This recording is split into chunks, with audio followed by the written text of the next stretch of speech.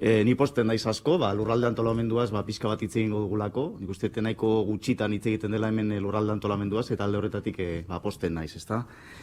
Esatea duela 4 hilabete eta piko egin genuela eskaera hau, nik uste, legebiltzarrean, nik uste denbora gutxiagotan etortzen direla, agerraldiak eskatzen ditugunean parte hartzaileak bertan hitz egitera, eta egia esan gai hau arnaz luzekoa da, ezta? Esan nahi dut, ez daude aldaketak egun batetik bestera, baina 4 hilabete hauetan, berri batzuk jarri dira mahai gainean, ezta?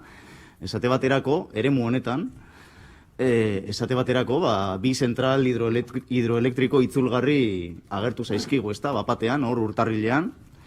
Eta, nik badakit hori izango dela, igual gaurko agerraldian askotan aipatuko dugun gauza bat, ezta? Eskumenak, kompetentziak, argi dago berrikuntzaren arkua deitzen den horretan, gauza asko ez direla Jaurlaritzaren kompetentzia, beste gauza batzuk ez dira bakarri Jaurlaritzaren kompetentzia, eta beste batzuk, badira bereak.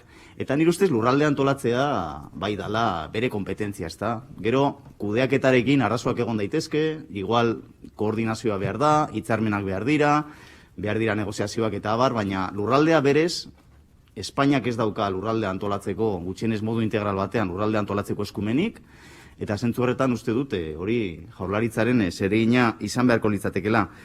Eta, deitu dizugu, Delostoio sailburu ordea, pixka bat Araba erdialdeko berrikuntzaren arkuaz hitz egitera. Zer demonio da hori, berrikuntzaren arkua? Orban honetan, ez da, planotxa honetan, ikusten den gezi hau. Da, zehaztu gabeko eremu bat, kilometro asko hartzen dituena, eta bertan gauza pilo bat gertatzen dira, eta gure herrian, Euskal Herri osoa zitzeingo nuke, nik esango nuke, leku estrategikoenetako bat dela. Zergatik? Bertan kokatzen delako Euskal Herriko portu nagusia.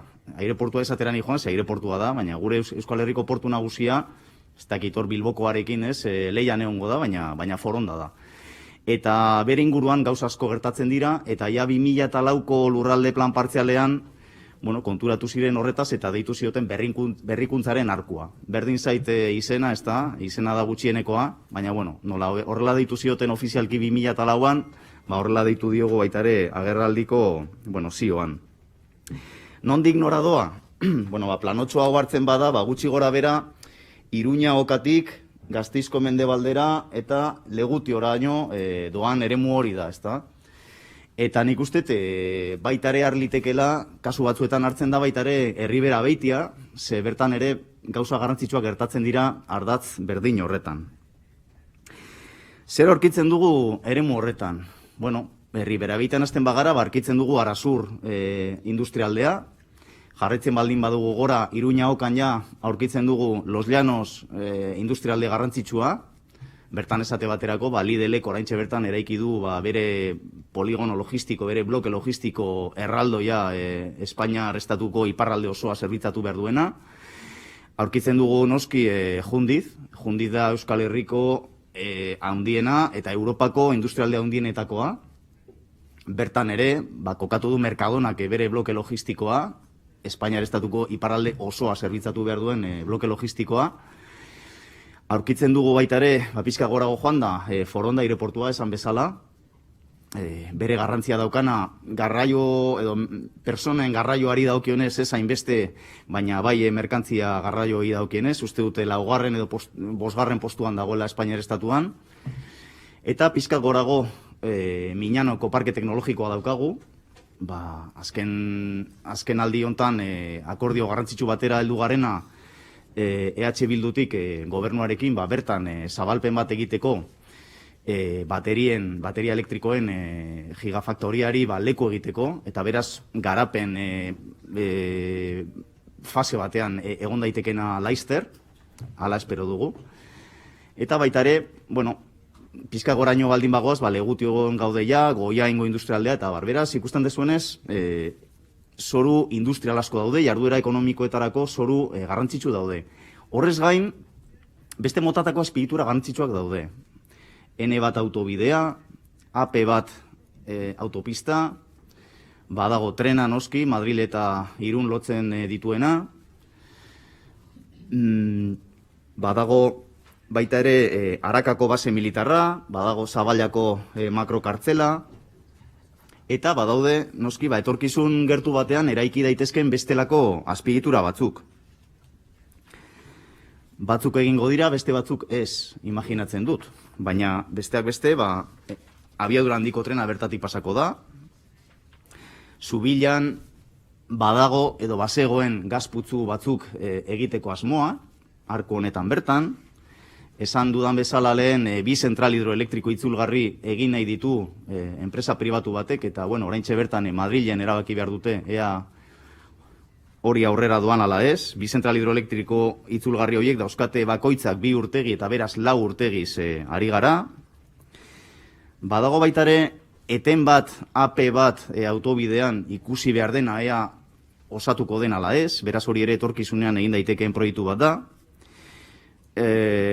Azken egunetan ere jakin dugu Oioentzako makroustiategi bat ez da hain makro konparatzen baldin bada Espainian egiten dituzten beste batzuekin, baina Oio ustiategi haundi bat egin nahi dute Tresponden ere bai.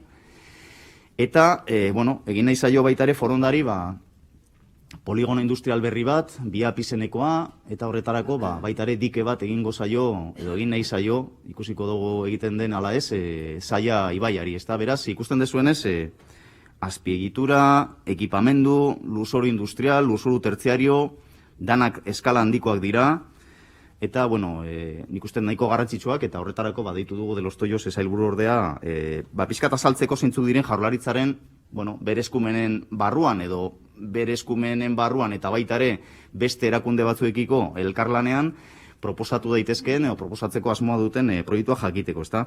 Aipatzea baita ere 2018an, Araba Erdialdeko lurralde plan partziala aldatu zela, eremu honetan bertan geltoki intermodal bat egiteko, beraz, izango litzateke beste azpiegitura bat etorriko dena etorkizun gertu batean, etor daitekeena, horri buruz ere hitz egitea gustatuko litzaiguke.